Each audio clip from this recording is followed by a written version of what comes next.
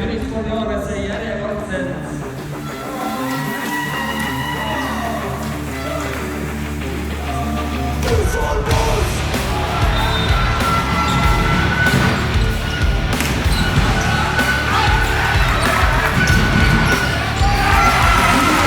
Täna siis esimene mäng Rapla vastu 91-75 võitsime. Mäng oli küllaltki rabe ja võitluslik, aga suutsime ikkagi lõpus kindlalt peale jääda. Mäng alguses ründe pooles alustasime hästi teravalt, kaitse pool ei olnud kõige parem, jäime hätta kohe mängu algusest peale kaitselauas. Vastane sai palju kordusviskeid ja lihtsaid viskeid, aga rünnaku pool oli mängu alguses väga hea.